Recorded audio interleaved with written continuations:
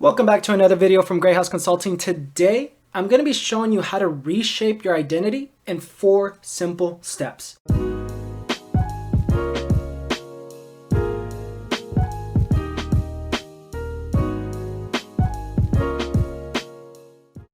Now, for the past 2 months, I've been on a slight hiatus. Truth be told, I myself have been going through an intense amount of mental turmoil. It's pretty difficult trying to deal with bipolar disorder. As you guys already know, I've been diagnosed since this past December, and this entire time from December to now, which is October, I've been working aggressively hard trying to maintain my moods under control. The caveat to that is it comes to show that I have now a rapid cycling identifier or specifier. And that means I'm going to experience these episodes 4 or more times a year. That wasn't the case in the beginning. More so, my meds have been increased to a rather large amount. And not only that, trying to have the desire to contribute videos to you as well as work my full-time job and even write. It's been so up and down. It's been very scrambling. And so I kind of had to take a step back. I realized I did not even promote my own stuff to the way I should have been. And so today we're going to go back to my first book, the book that started all this Cristian Gray, Gray House Consulting, and that's Who the Fuck Am I? When I created Who the Fuck Am I did it on such a short note. It was December 2018 that I decided to have this grand idea to write a book. And by June, I had published this book. I had no idea what I was doing. I just said, fuck it, and I'm just going to publish this book. And this is the first cover that came out. As you can see, it is just absolute dog shit. But given the fact I was not medicated at that time, it obviously shows that there was not much going into this, even though I used proofreaders, editors, whatever you want to call it. I even had a couple of graphic designers to give me a couple of layouts. Since I've stabilized myself, and again, I had to stabilize and stay consistent stabilizing myself, I was able to thoroughly plan out a much more cohesive cover that would make sense to what I was trying to deliver to you guys.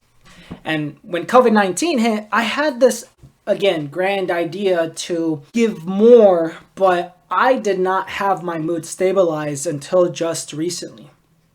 Going back to square one, what are the 4 steps to reshape your identity even during COVID? Started COVID when this was about February, March.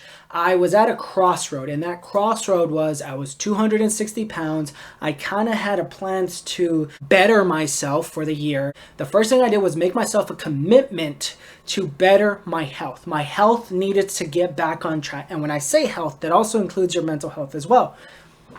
And intertwining that, I had to stay consistent with my therapies. I could not miss an appointment, and I ensured to show up at every single one. Moving forward, I had to stay consistent with a workout routine.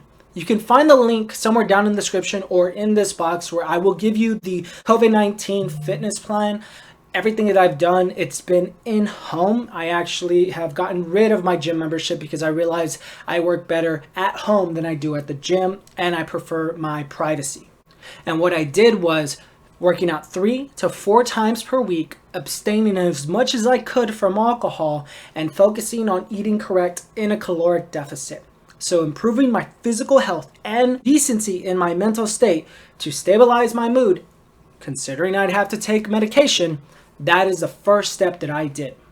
The second step was build a sense of spirituality. Now, you can either recreate your spirituality, reshape it, or just create it out of the thin air, but it's really going to what do you stand for as a human being? What are you trying to do with your life? What are you trying to accomplish in your life? What you try to accomplish, that is your spiritual being. And it also goes into setting boundaries for the third step.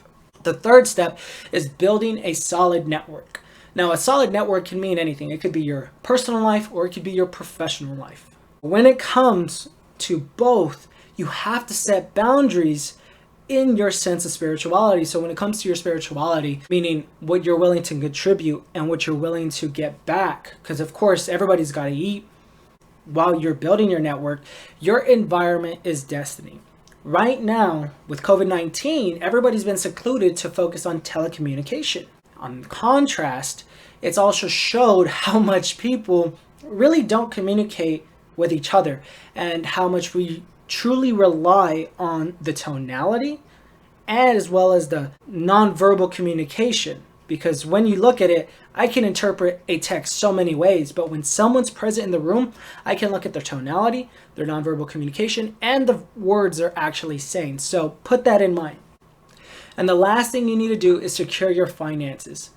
My finances were completely shot at the start. I started this business, self-publishing business, professional development consulting business, in the red. And when I mean in the red, I put myself in so much money in debt. I think I was like $7,000 in debt. And I say that anxiously because it took me this long, from May of last year to now October, to finally pay off a good majority of that debt. I still have a bit of ways to go, but I literally went from a 620 something credit score to like a 720.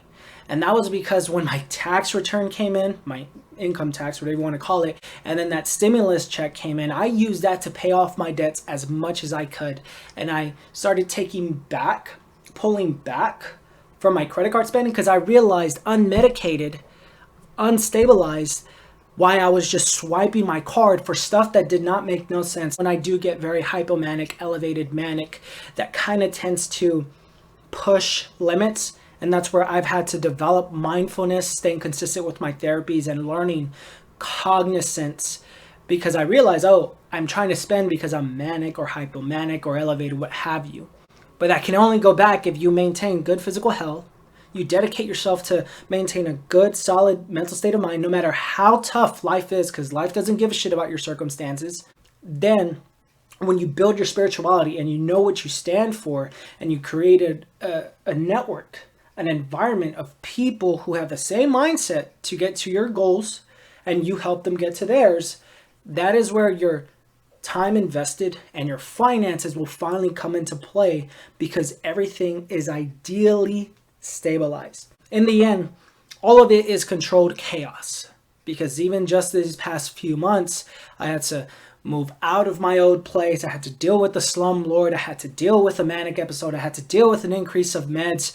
I had to deal with, for some apparent reason, I decided to watch Yu-Gi-Oh!, an anime from my childhood, and I decided to get Yu-Gi-Oh! Cards, which was total nonsense. But I made my amends. I made my bed, so I slept in it. Nevertheless, if you would like to get your most updated, revised version of Who the Fuck Am I, that link will be down below. It is going to take anywhere from an hour to 2 hours to read. And I assure you, not only are you going to get my backstory, but you would also be able to reshape your identity even during this global pandemic. Because as the new year is going to come, it took me 10 months to get to a decency amount of stabilization.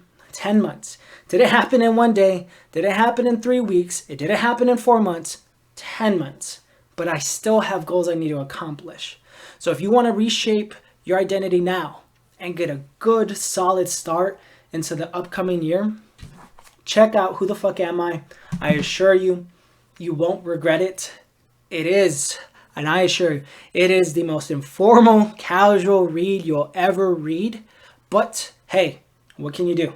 Anyway, guys, if you have any questions, comments, or concerns, make sure you leave them down below. If you do decide to pick up a copy of Who the Fuck Am I, go ahead, send me an email, and I would be glad to send you a personal handwritten note. You just have to go ahead, show me the receipt. You're good to go. Until next time, guys, stay tuned. Take care.